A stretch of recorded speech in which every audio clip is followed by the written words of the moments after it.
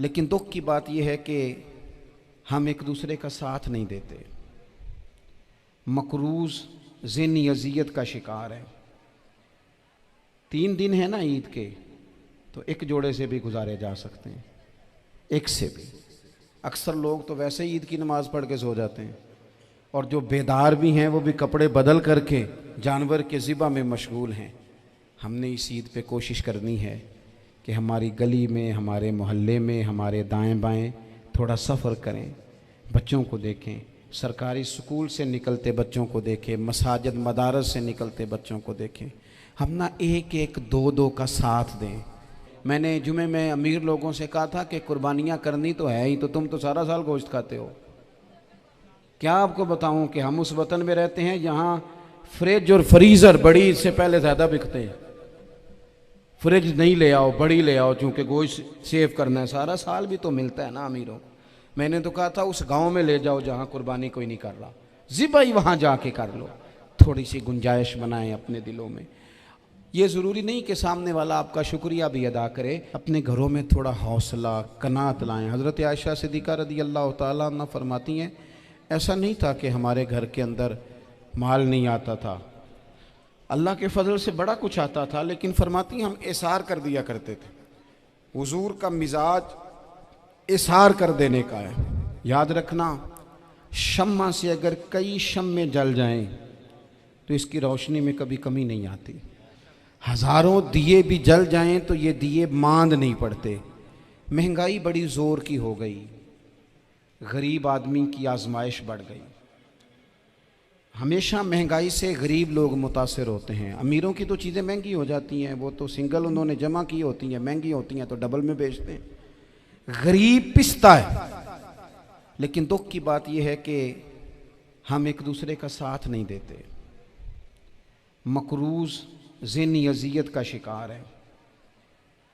3 दिन है ना ईद के, तो एक जोड़े से भी गुजारे जा सकते हैं, एक से भी। अक्सर लोग तो वैसे ही ईद की नमाज़ पढ़ के सो जाते हैं, और जो बेदार भी हैं वो भी कपड़े बदल करके जानवर के ज़िबा में मशगूल हैं। हमने इस ईद पे कोशिश करनी है कि हमारी गली में, हमारे मोहल्ले में, हमारे दाएं बाएं थोड़ा सफ़र करें, बच्चों को देखें, सरकारी स्कूल से निकलते बच्चों को देखें, मसाजिद मदारस से निकलते बच्चों को देखें।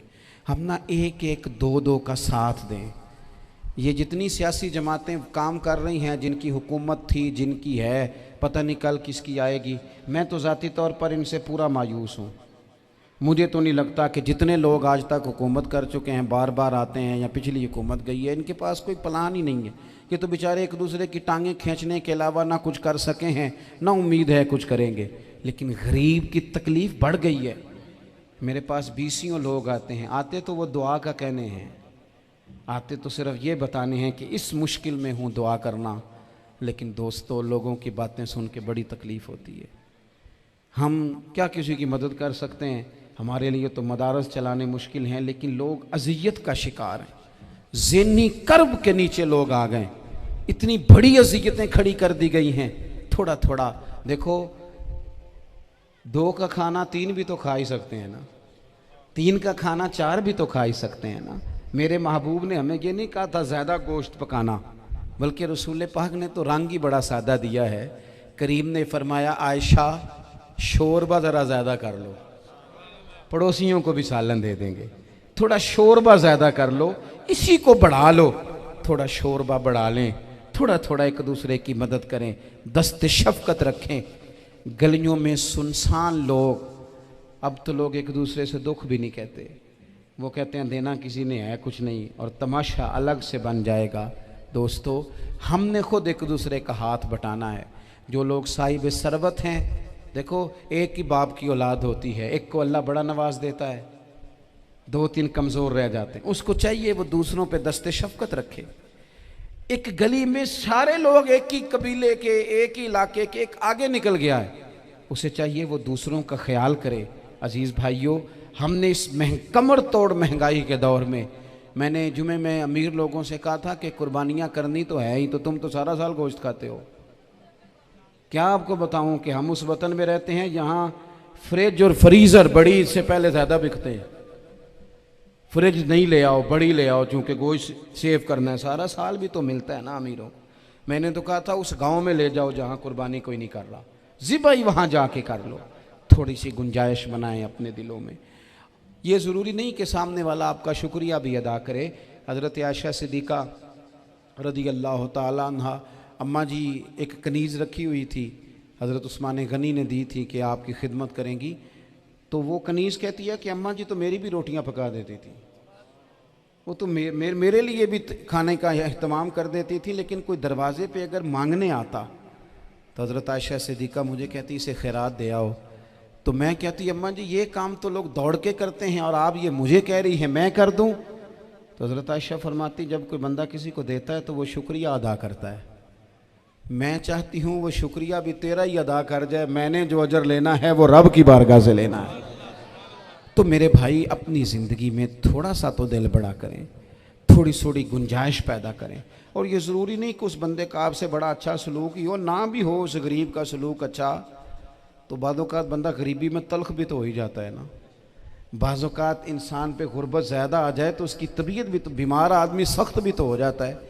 तो मेरी आपसे ये गुजारिश है कि ये जो दिन चल रहे हैं वो हमारे यहाँ हमारे हुक्मरान कहते हैं मज़ीद सख्त फ़ैसले करने पड़ेंगे। वो मैंने कहा तुम्हारे लिए तो आसान है, इसलिए कि तुम तो जिस दफ्तर में बैठ के फ़ैसला करते हो उसकी तो बत्ती कोई नहीं जाती, तुम्हें क्या पता हो, वहाँ तो एसी भी 1 मिनट के लिए बंद नहीं होता।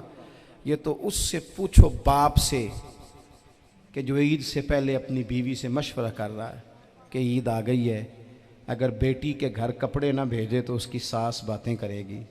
ये छोटी ईद गुजरी थी ना, तो हमारे यहाँ कुछ लोग समझते हैं कि सखावत सिर्फ रमज़ान में ही करनी है और रमज़ान में सवाब ज़्यादा है, वरना राशन वंडन वाले और लोग को ईदों बाद भी भूख लग दीजिए, ईद के बाद भी उसी तरह ही गरीब के साथ पेट होता है, लेकिन तवज्जो नहीं। एक तो ज़ौक़ इल्म पैदा करें, एक अपने घर में इत्मीनान का माहौल लाएं।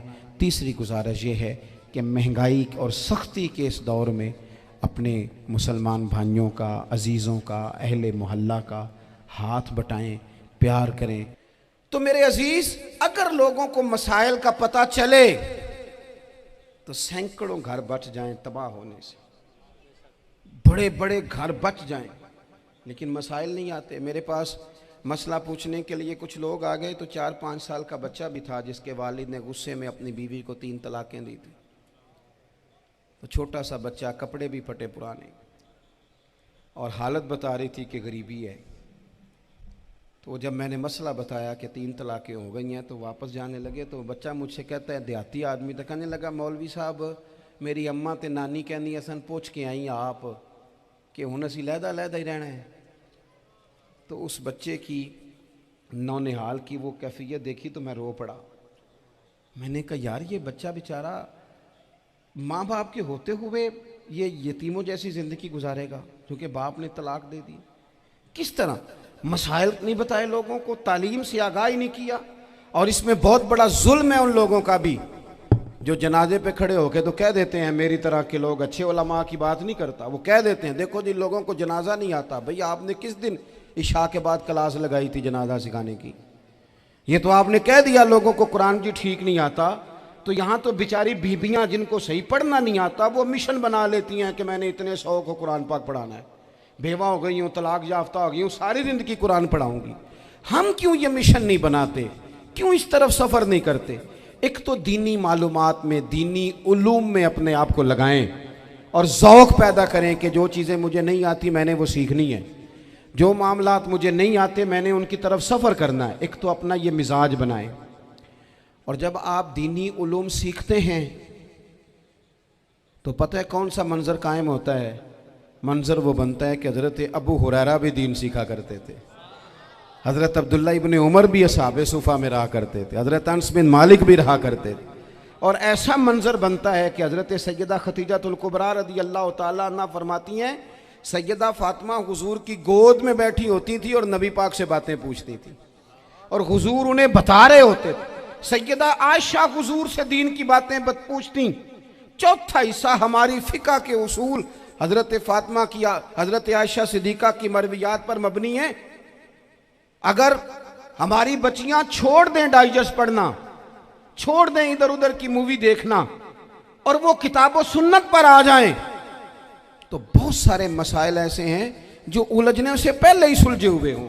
दीनी तालीम का मिजाज और ज़ौक़।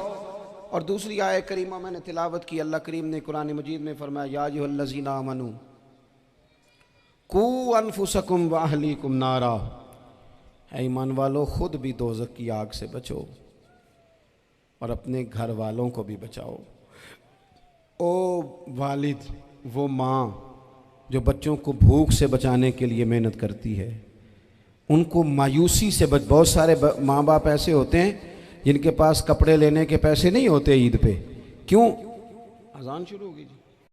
अजीज़ भाई, जिस तरह हम अपने बच्चों को देखें, बहुत सारे माँ बाप के पास गुंजाइश नहीं होती, लेकिन इस नीयत से कि बच्चों के दिल टूट जाएंगे, ईद पे कैसे गुजारा करेंगे, मुश्किल से भी कपड़े ख़रीद के देते। इस तरह हम अपने बच्चों को भूख से, प्यास से, मायूसी से बचाते हैं।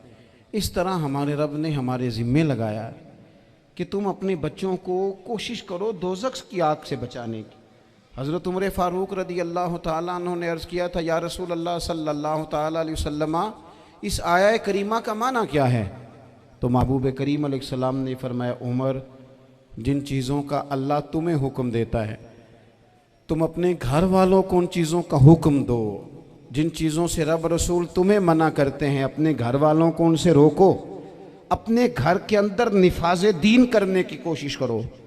मेरे भाई, बहुत ज़्यादा आजमाइश है हमारे घरों में, बेचैनियाँ हैं, इस्तराब है, बच्चों में सख्ती है, बहन भाई एक दूसरे के साथ लड़ते हैं, मिजाजों में तलखी आ गई। क्यों भला?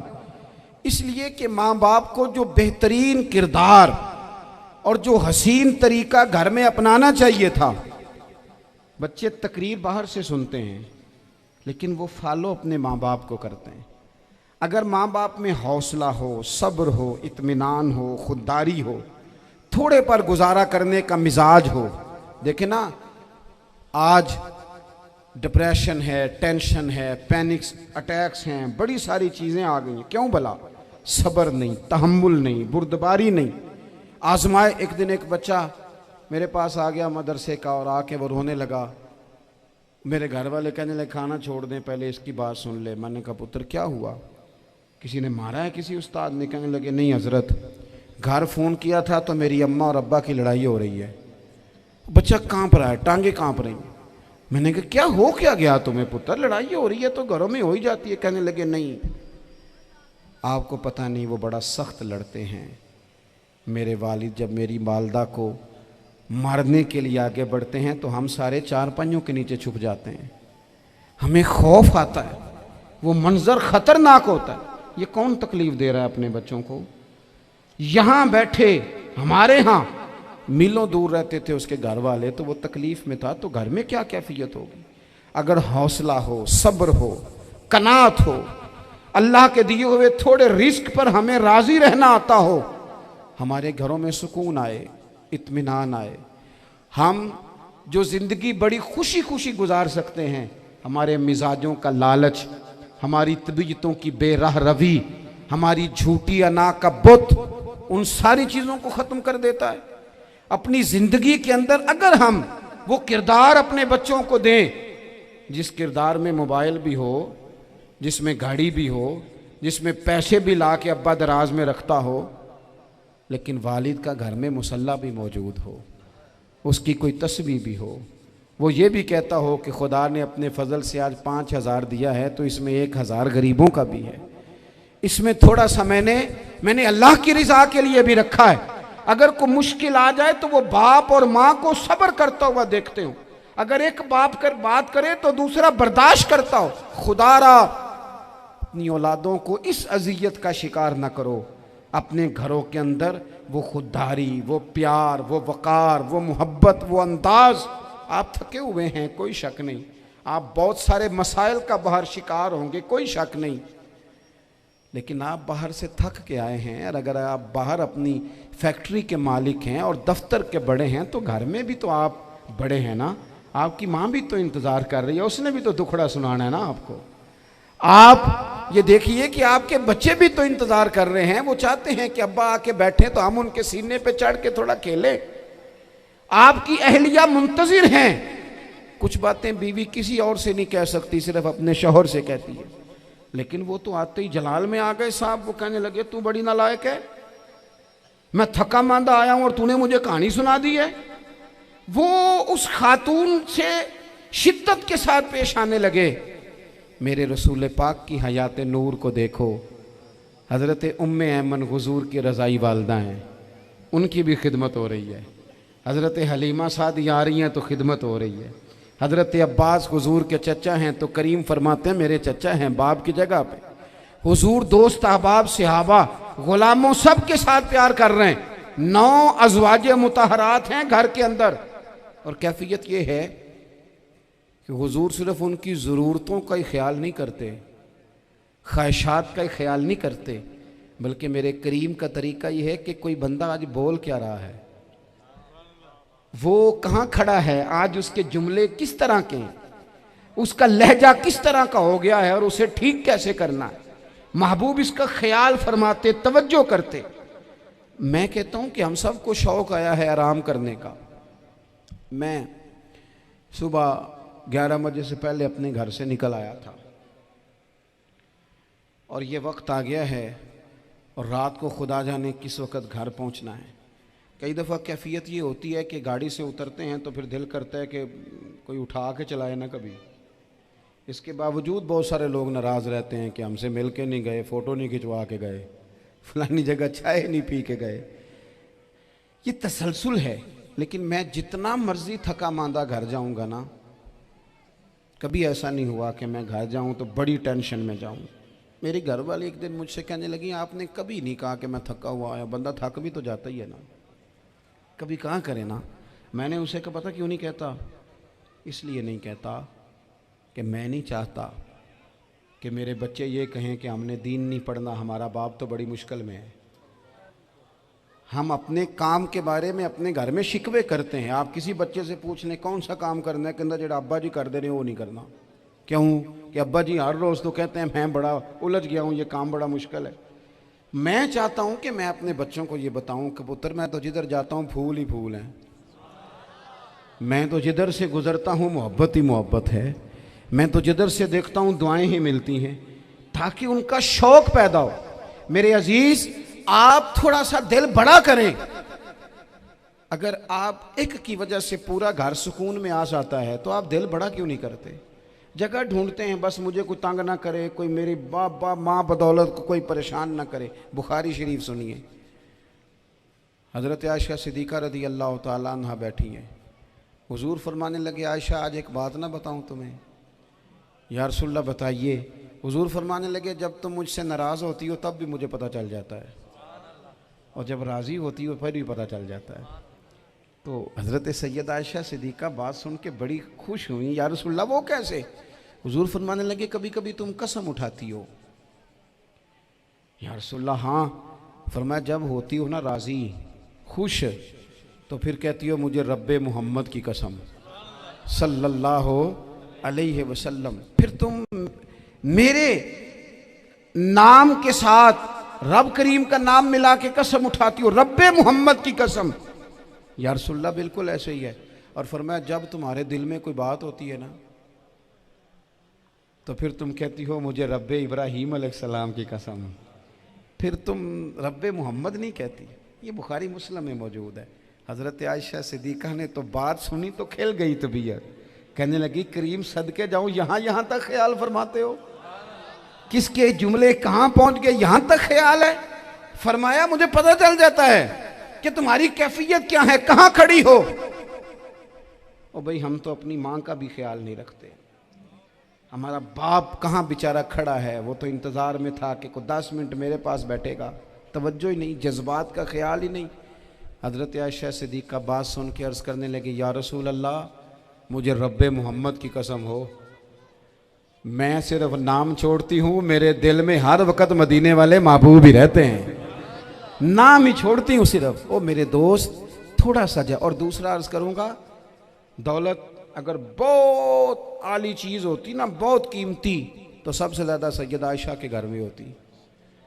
अगर पैसों से ही शौक़ आता तो पैसे सबसे ज़्यादा हज़रत फ़ातिमा ज़हरा के काशाना नूर में होते। ओ मेरे भाइयों, सोना वक्त मोहब्बतों से गुजारा जा सकता है। ओ भाई, मैंने तो अपने घर में ये देखा कि मेरे वालिद साहब गर्मी आती तो फरमाते, ओ लो भाई तुहानू हुण परवाह नहीं, मैं तुहाडे पड़ोले च दाने पा दिते ने ते तुहाडी माँ ने मर्तबान च अचार पा दिता है, लो अब तुम्हें कहीं जाने की ज़रूरत नहीं पड़ेगी। इस पे भी वक्त बड़ा अच्छा गुजरता था।